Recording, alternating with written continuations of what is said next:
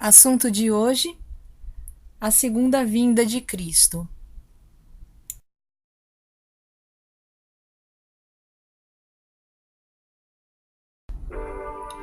A certeza do retorno de Cristo. Os apóstolos e os cristãos primitivos consideravam o retorno de Cristo como a bendita esperança. Tito 2,13 e Hebreus 9,28.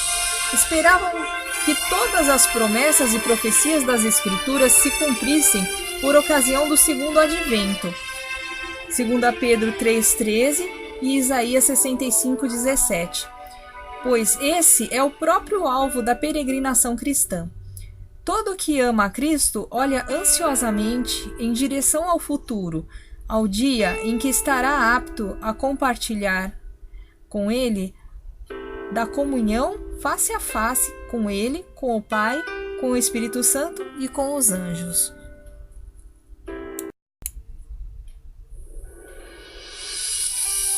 O testemunho das Escrituras.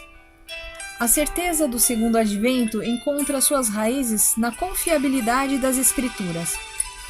Pouco antes de sua morte, Jesus explicou aos discípulos que estaria retornando para junto do Pai a fim de preparar-lhes lugar. Mas ele também prometeu: virei outra vez. João 14,3. Assim como a primeira vinda de Cristo à Terra fora profetizada, também a sua segunda vinda é antecipada pelas Escrituras. Mesmo antes do dilúvio, Deus disse a Noé que seria a vinda de Cristo em sua glória o evento que poria termo ao pecado. Para sabermos sobre as profecias referentes à volta de Cristo, temos muitos versos. Por exemplo, Judas, versos 14 e 15, e o capítulo de Mateus 24.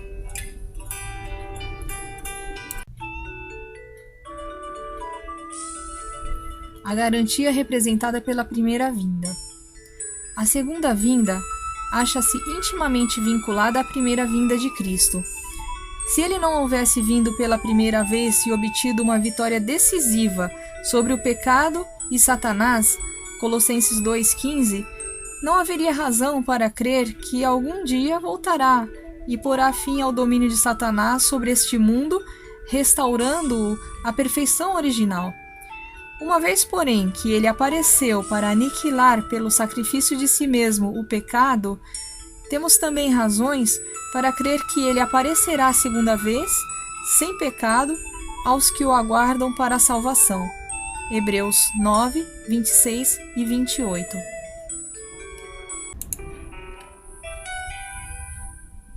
O ministério celestial de Cristo. A revelação de Cristo a João torna claro que o santuário celestial é o centro do plano da salvação. Temos vários versos todos em Apocalipse.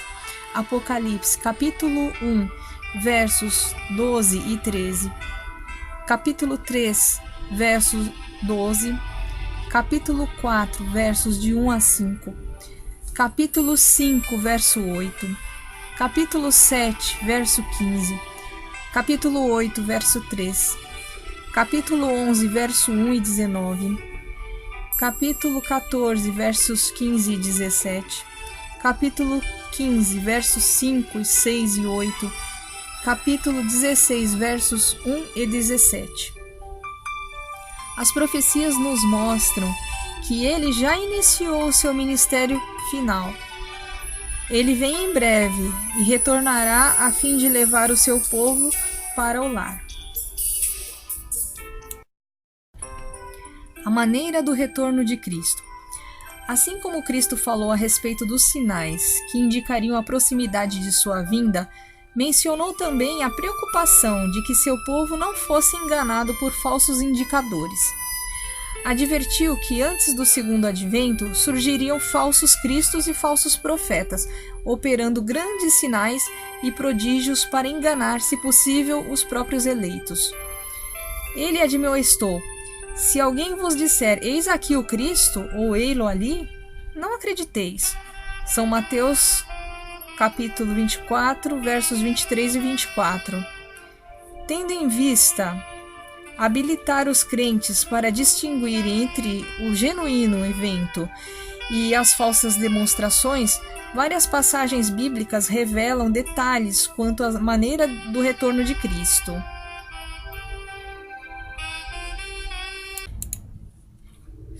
Retorno literal e pessoal. Quando Jesus ascendeu numa nuvem, 2 anjos dirigiram-se aos discípulos que ainda contemplavam pasmados o Salvador que acabara de desaparecer lá no alto, dizendo-lhes: Varões galileus, por que estáis olhando para as alturas? Esse Jesus que dentre vós foi assunto ao céu, assim virá, do modo como o vistes ir. Atos capítulo 1, verso 11. Em outras palavras, disseram que o mesmo Senhor que naquele momento os havia deixado, um ser pessoal de carne e osso, e não uma entidade meramente espiritual, de acordo com São Lucas 24, 36 a 43, haveria de retornar à terra e seu segundo advento será tão literal e pessoal quanto o foi a sua partida. O retorno será visível. A vinda de Cristo não será uma experiência interior invisível, mas um real encontro com uma pessoa visível. A Escritura declara que tanto os justos quanto os ímpios testemunharão simultaneamente a sua vinda. João escreveu: Eis que vem com as nuvens, e todo olho o verá, até quantos o transpassaram. Apocalipse 1:7. E Cristo mencionou a reação dos ímpios. Todos os povos da terra se lamentarão e verão o Filho do Homem vindo sobre a nuvem do céu com poder e muita glória. Mateus 24:30. O retorno será audível.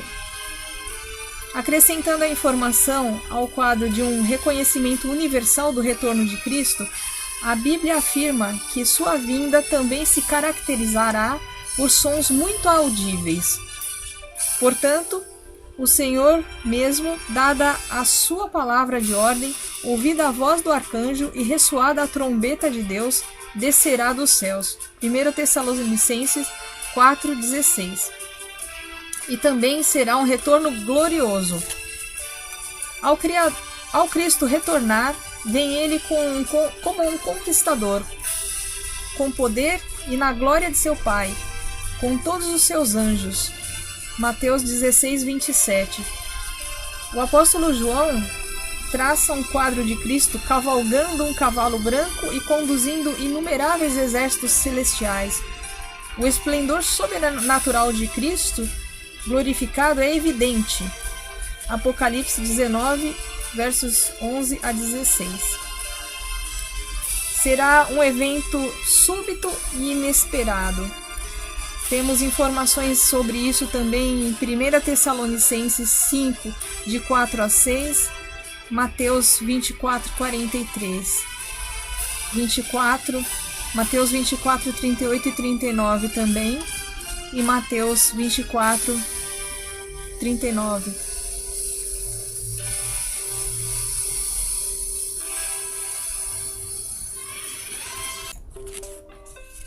O evento será cataclístico.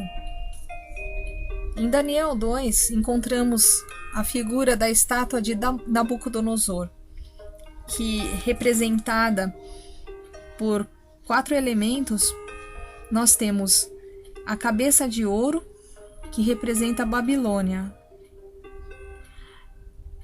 O peito e os braços de prata são representados pela Medo-Pérsia. O ventre e os quadris de bronze, a Grécia. As pernas de ferro são Roma. Conforme profetizado, nenhum outro império sucederia a Roma. Durante o quarto e o quinto séculos de nossa era, o Império Romano se fragmentaria em vários reinos menores, os quais, mais tarde, se tornariam nações da Europa, que são representados pelos pés de ferro e barro. Finalmente, o sonho passou a focalizar o clímax dramático, o estabelecimento do eterno reino de Deus. A pedra, cortada sem auxílio de mãos, representa o reino da glória de Cristo, segundo Daniel 7,14 e Apocalipse 11,15, o qual será estabelecido sem qualquer esforço humano por ocasião do segundo advento.